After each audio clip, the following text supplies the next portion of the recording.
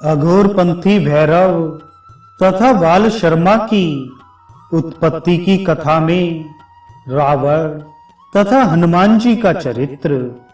सूत जी बोले, शौनक भगवान कपाली शिव अपने अंश से काशी में अयोनिज रूप से उत्पन्न हुए।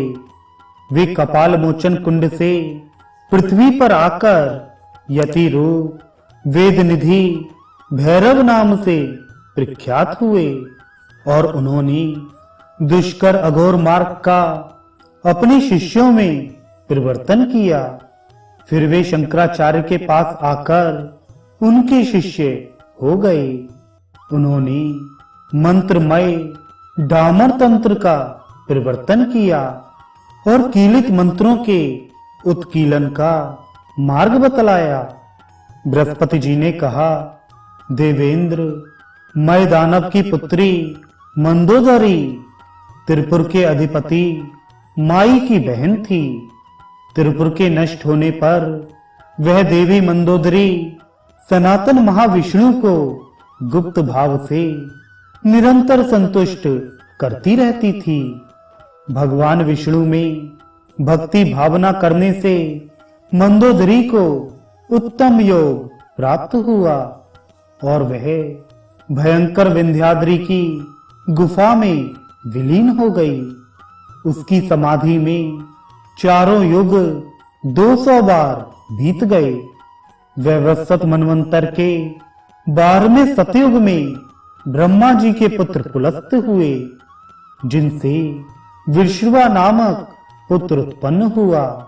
100 वर्ष तक विश्रवा मुनि ने तपस्या कर सुमाली दैत्य की पुत्री कैकसी के साथ विवाह किया और उससे रावण और कुंभकर्ण 2 राक्षस पुत्र उत्पन्न हुए। रावण मार्त भक्त था और भाई कुंभकर्ण पीड़ित भक्त।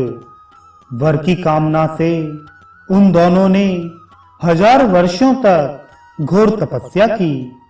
भगवान परमेष्ठी पितामह ने प्रसन्न होकर उन दोनों को देव और दानवों से अजय होने का वर दिया। उन दोनों ने वर प्राप्त कर क्रुद्ध हो श्रेष्ठ पुष्पक यान को ग्रहण कर देवताओं से युद्ध किया।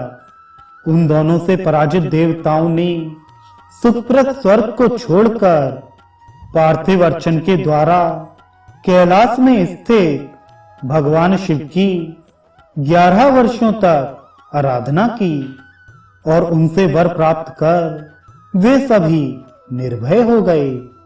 इधर गौतम ऋषि के शरीर से उत्पन्न केशरी की पत्नी अंजना के गर्भ से हनुमान जी के रूप में भगवान शंकर ने भी अपने अंश से अवतार लिया और आकाश में उगते हुए लाल सूर्य को देख फल समझकर निगल लिया। अंधकार देखकर इंद्र ने उनकी ठुड्डी अर्थात हनु पर अपने वज्र से प्रहार किया। इसी बीच रावण भी उनकी पूंछ पकड़कर लटक गया। फिर भी उन्होंने सूर्य को नहीं छोड़ा। रावण से 1 वर्ष तक मुष्टि युद्ध होता रहा। अंत में थका हुआ रावण रुद्र रूपी हनुमान से भयभीत हो इधर उधर भागा। इसी समय ऋषि विश्रवा वहां आए और वेदमय स्तोत्रों से परावाणी द्वारा हनुमान को प्रसन्न किया। प्रसन्न हो रुद्र रूपी हनुमान ने संसार को रुलाने वाले रावण को छोड़ दिया। फिर बलवान केशरी पुत्र पंपापुर के तट पर निवास करने लगे और अचल रूप से स्थित होने के कारण स्थाणु नाम से प्रसिद्ध हुए। संसार को रुलाने वाले तथा देवताओं को मारने वाले रावण को मुष्टिका से हनन करने के कारण इनका नाम हनुमान पड़ गया। हनुमान जी की तपस्या से प्रसन्न हो भगवान ब्रह्मा ने कहा, तपोनिधि रुद्र, आप मेरी बात सुने। वैवस्वत मनवंतर 28वें त्रेता युग के प्रथम चरण में साक्षात भगवान राम अवतीर्ण होंगे। उनकी भक्ति प्राप्त कर आप कृतकृत्य हो जाएंगे। देवेंद्र, ऐसा कहकर ब्रह्मा जी ने भाद्रपद मास के चंद्रमा के प्रकाश रूप में उन्हें प्रतिष्ठित किया और इधर मैं पुत्री मंदोदरी का विवाह रावण के साथ करा दिया।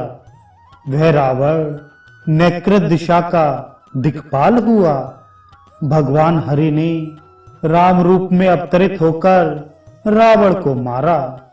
सूत जी बोले, मुनि, अनंतर वे ही हनुमान पुनः मनुष्य शरीर धारण कर पृथ्वी पर कदली वन में आकर बाल शर्मा नाम से प्रसिद्ध हुए और काशी नगरी में मणिकर्णिका पर रहने लगे।